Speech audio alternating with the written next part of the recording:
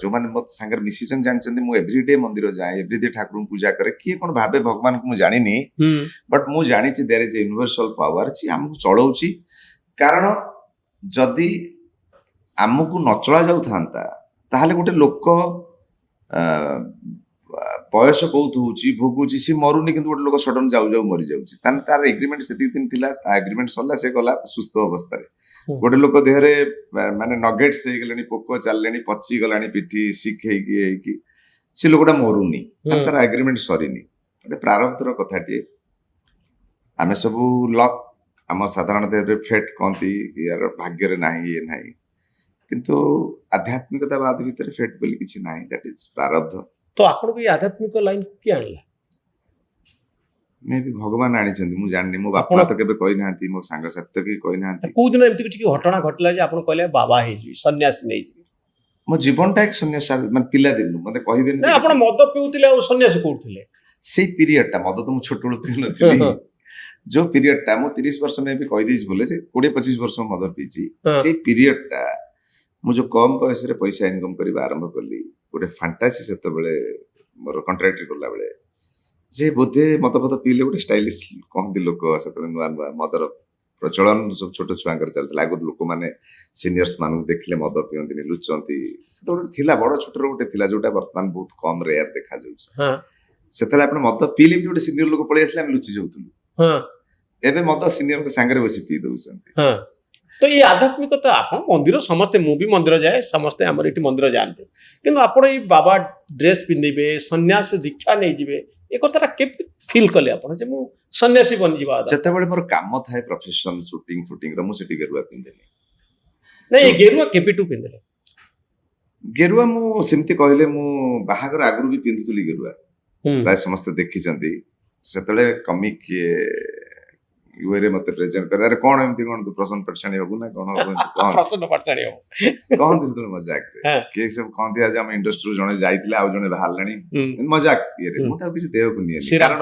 पंडा कथा कहती किंतु मु जानि छि जते बेले आपण वर्तमान सोसाइटी रे जते बेले आपण गोटे खराब जिनसटे करिवे ना लोक आपण को सपोर्ट करिवे जते बेले गोटे भलो काम करिया पे गले आपण कमेंट माध्यम रे डिमोरलाइज करिवे हां तने जति करूचंती मो खुशी रे अछि मो धुन ने मु अछि मते भल लागुची मु नॉन वेज खाउनी मु मद पिउनी मते भल लागुची मे भी आपण भी बेटर जानिथिबे सिंगापुर रे मु से भात डाली रे रहली सेठी नॉन वेज खाउतले मते नॉन वेज ता मु खाउनी न मते इच्छा होनी मते सेया कहिति पचारथिली जे आपण आइस छाड़ियाटा कोन उचित नै नै जदी इच्छा होची मन कहूची तले खांतु आत्मा जदी कहूची आपन आत्मा कहूनी जे मांस आत्मा नै मु जो माछ दुकान किने माछ मु आस्तली प्रथम से माछ दुकान पर ठिया होतिली माछ किनिया पे जाई की दिवाकर पाकुरा हमर आईआरसी मु ठिया में माछ सब देखे पुनी पळे आसे से माछ नेबे नि से भाबे जे मते लोक माने मते दोउनी बोली रागी पळे आसे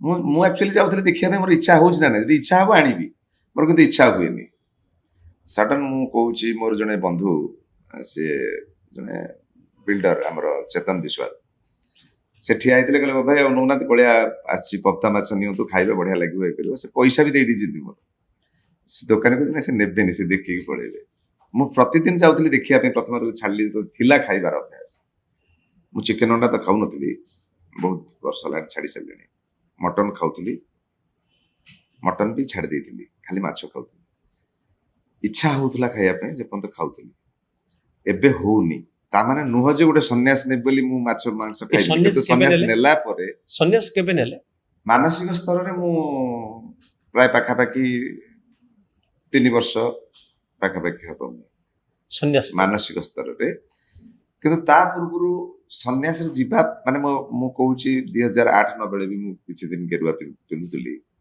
मे भी मते से जगहटा को से अट्रैक्ट करूथला पुनी सांसारिक भितर भी से किंतु मोर व्यक्तिगत कथा पचारि बाबा खराब भाबे ना ना मु खराब भाबे नि किछि आपनकर ए विवाह जेतले भांगी गला विवाह विच्छेद हला सेति बेले आपण मद छाड़ देले सन्यास हे गेले के कोइन को आपण बाहे ना ना एटा जो पचारले एथिरे आपण सोसाइटी पई भी गोटे भलो जिंसटे कहि परिबे मो कहबा पूर्व सोसाइटी पई जदी कहबे मु कहि परिबे जदी आपण एटा भाबुचंती एटा भी ठीक जिंसटा काहे कि ଯଦି ଆପଣ କୌଣସି ଜିନିଷକୁ ଆପଣଙ୍କଠୁ ଦୂରେଇ ଯାଉଛି ଯାହାକୁ ଆପଣ ବହୁତ ଭଲ ପାଉଛନ୍ତି, ସେ ଦୂରେଇ ଯିବାର ଦୁଃଖରେ ମର୍ମାହତ ହେଇକି ଆପଣ ଯଦି ମଦ୍ୟ ସେବନ କଲେ ବା ମଦ ପିଇଲେ ହୁଏତ ସେ ଆପଣଙ୍କୁ ଶୀଘ୍ର ମୃତ୍ୟୁ ମୁଖକୁ ନେଇଯିବ। କାରଣ ଏକରେ ଆପଣ ଫ୍ରଷ୍ଟ୍ରେଟେଡ୍ ଅଛନ୍ତି, ପୁଣି ମଦ ମଦ ଆପଣଙ୍କୁ ସମସ୍ତେ କହନ୍ତି ମଦ ପିଇଲେ ଗମ୍ ଭୁଲି ଯାଆନ୍ତି, ନାଇଁ ଗମ୍ ହଁ। ବେଶୀ ମନ ପଡେ, ହଁ। ଦୁଃଖ ବେଶୀ ମନ ପଡେ, ବେଶୀ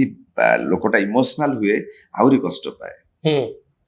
ତେଣୁ ମେ ବି ମୋର ଯୋଉ ଏଗ୍ରିମେଣ୍ଟ କରିକି ଆସିଛି କେତେ ଦିନ ପାଇଁ, ସେ ଏଗ୍ରିମେଣ୍ଟଟା ବୋଧେ ଲେଟ୍, ମାନେ ମୋର ସ୍ପାନିଂଟା ବେଶୀ ଦିନ ଅଛି କଣ ଭାବୁଛି, ନହେଲେ ମୋର ଜଣେ କୋ ଆର୍ଟିଷ୍ଟ ତାର ବି ସେମ୍ ଜିନିଷ ହେଲା ପରେ ସେ ମଦ ପରସେଣ୍ଟେଜ ବଢେଇକି ସିଏ ବୟସରେ ଚାଲିଗଲା। ମରିଗଲେ। ହଁ।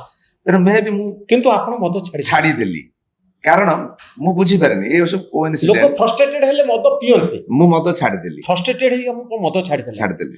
ତ ମାନେ ହତାଶ ବୋଧ ଭିତରେ ଆପଣ ମଦ ଛାଡ଼ି ହତାଶ ମୋର କିଛି ନାହିଁ। ଆପଣ ଧୋକା ଖାଇଲେ କି?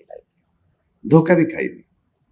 ମୋର ବିବାହ ବିଚ୍ଛେଦକୁ ଆପଣ ଧୋକା ବୋଲି ଭାବୁଛନ୍ତି? ନା, ମୋର ସେତିକି ଦିନ ଏଗ୍ରିମେଣ୍ଟ ଥିଲା ତାଙ୍କ ସାଙ୍ଗରେ, ଜାଣିକି ବାହାଘର କଣ ଏଗ୍ରିମେଣ୍ଟରେ ହୁଏ? ଉପରେ ଏଗ୍ରିମେଣ୍ଟଟା ମୋ ଜନ୍ମର ଯୋଉ ଏଗ୍ରିମେଣ୍ଟଟା, ସତରେ ମୋ କର୍ମର ଏଗ୍ରିମେଣ୍ଟଟା ହଁ। ସେତିକି ଦିନ ଥିଲା। ମେ ବି ତାଙ୍କର ଏଗ୍ରିମେଣ୍ଟ ଥିଲା କି କଣ ମୁଁ ଜାଣିନି। ମୁଁ ଆଉ ଗୋଟେ କଥା ପଚାରିବା ପାଇଁ ଚାହେଁ, ଭେରି ପର୍ସନାଲ, କିନ୍ତୁ ଆପଣ ଜଣେ ଯେହେତୁ ଗୋଟେ ଆଧ୍ୟାତ୍ମିକ ସ୍ତରରେ ରହିଛନ୍ତି, ମୁଁ ଭାବୁଛି ଆପଣ ଆକୁ ଗ୍ରେସଫୁଲି ଗ୍ରହଣ କରିବେ। ଆପଣ ମଦ ପିଇବା ଯୋଗୁଁ ଘରେ ଗଣ୍ଡଗୋଳ ହେଲା କି? ବେଳେବେଳେ ମତେ ଲୋକ ସବୁ ଟୁପୁର ଟାପୁର ହୁଅନ୍ତି, ବବି ମିଶ୍ରଟା ବହୁତ ମଦ ପିଉଛି ଆଉ ତା ସ୍ତ୍ରୀ ସେଥିପାଇଁ ଭାରି ଦୁଃଖୀ। ସେ ବିଷୟରେ ତ ମୁଁ ଆଉ କହିବା ପାଇଁ ଚାହୁଁନି, ହଁ। କିନ୍ତୁ କ୍ଲିୟର କରିଦେବାଟା ଉଚିତ। ମୁଁ ମୋ ବିବାହ ଇଏ ଉପରେ କହୁନି, ମୋ ଉପରେ ମୁଁ କହୁଛି। ହଁ। କାରଣ ଏତେ ଦିନ ହେଲାଣି ଆମର ଡିଭୋର୍ସ ହେଲାଣି, ଆଉ ଜଣଙ୍କ ବିଷୟରେ ମୁଁ ସେଠି ନାହିଁ, ମୁଁ ମୋ କଥାଟା କହୁଛି। ଆପଣ କୁହନ୍ତୁ, ଯଦି ମୁଁ ମଦ ପିଇକି ଗୋଟେ ଲୋକକୁ ଟର୍ଚର କରିବି, ସେ କଣ 10 ବର୍ଷ ରହିବ କି ଟର୍ଚର ହବା ପାଇଁ? ବର୍ଷେ, 2 ବର୍ଷ, 3 ବର୍ଷ, ଗୋଟେ ଅପସନାଲ ଆଉ 4 ବର୍ଷ ଦବ, ନହେଲେ ଆଉ ଗୋଟେ ଅପସନାଲ ବର୍ଷ ଦବ, 5 ବର୍ଷ, 10 ବର୍ଷ କାହିଁ ରହିବନି? ସେକେଣ୍ଡ, ଯେତେବେଳେ ମୋର ବହୁତ ଅସୁବିଧାର ସମ୍ମୁଖୀନ ହେଇକି ରହୁଥିଲି, ସେତେବେଳେ ଗୋଟେ ଲୋକ ରହିବ, ଯେତେବେଳେ ମୋର ଡେଭଲପ ହବ, ମୁଁ ସିନେମା ଫିନେମା ଛାଡି ଦେଇଥିଲି, କରିଥିଲି, ଇନକମ ସୋର୍ସ କମି ଯାଇଥିଲା, ଯେତେବେଳେ ମୋର ଇନକମ ସୋର୍ସ ବଢିବ ସେତେବେଳେ ଲୋକଟେ କାହିଁ ପଡିବ? ଆପଣ ଇନକମ ସୋର୍ସ ବଢିଲା ବେଳେ ବିବାହ ବିଚ୍ଛେଦ ହେଲା। ହଁ। ଥାର୍ଡ ଥିଙ୍ଗ, ଯେ ଗୋଟେ ଲୋକ ତାର ପାର୍ଟନରକୁ ଅସୁବିଧା ବେଳେ କେବେ କୌଣସି ଜାଗାରେ ମାନେ ଅସୁବିଧାରେ ପକେଇ ଦେଇନାହିଁ। ସେକେଣ୍ଡ ଥିଙ୍ଗ, ତାର ଖୁସି ପାଇଁ ନିଜ କ୍ୟାରିୟରକୁ ବି ଛାଡି ଦେଇଛି। ମୋ ପିକ୍ ପିରିୟଡରେ ମୁଁ ସିନେମା ଛାଡି ଦେଇଥିଲି 2012-17। ଆପଣଙ୍କ ପୂର୍ବତନ ପତ୍ନୀଙ୍କ କଥାରେ କଥା ନୁହଁ, ତାର ଇମୋସନରେ, ଯେହେତୁ ସିଏ ତାଙ୍କୁ ସିନେମା ମିଳୁନଥିଲା, ମୁଁ କହିଲି ମୁଁ କଲେ ତାଙ୍କୁ କଷ୍ଟ ଲାଗୁଛି ନା। ଓ ସ୍ତ୍ରୀକୁ କଷ୍ଟ ଲାଗିବ ବୋଲି ଆପଣ ଫିଲ୍ମ କଲେ ନା? ଯେ ମୋ ସ୍ତ୍ରୀ ଯଦି ରୋଲ କିଛି ପାଉନାହାନ୍ତି, ଫିଲ୍ମ ପାଉନାହାନ୍ତି, ତାହେଲେ ସ୍ୱାମୀ ହିସାବରେ କେବଳ ବୁଲିକି ତାଙ୍କ ପାଇଁ ସିନେମା ଯୋଗାଡ଼ କରିବାର ଲାଗିଛି। ଆପଣ ମାନେ ଯାଇକି ରଞ୍ଜନ ଶତପଥୀଙ୍କୁ ପଚାରିପାରିବେ, ତାଙ୍କୁ ବି ରିକ୍ୱେଷ୍ଟ କରି, ବହୁତ ଆର୍ଟିଷ୍ଟଙ୍କୁ ରିକ୍ୱେଷ୍ଟ କରିଛି ନା, ଡାଇରେକ୍ଟରଙ୍କୁ, ପ୍ରଡ୍ୟୁସରଙ୍କୁ ସିନେମା କରିବା ପାଇଁ। କିନ୍ତୁ ମୁଁ ଯେତେବେଳେ ଦେଖିଲି ନାହିଁ, ମୁଁ କହିଲି ନା, ମୁଁ ଗୋଟେ କଳାକାର ହିସାବରେ, ଜଣେ ସ୍ୱାମୀ ହିସାବରେ, ଗୋଟେ କଳାକାରର ହିସାବରେ, ମେନଲି ଗୋଟେ କଷ୍ଟ, କାମ ନ ମିଳିଲେ ଯୋଉ କଷ୍ଟଟା ମୁଁ ଜାଣିଛି, ତେଣୁ ଆଉ ଜଣେ କଷ୍ଟ କାହିଁ ପାଇବ, ମୁଁ ସାକ୍ରିଫାଇସ୍ କରିଦେଇଥିଲି।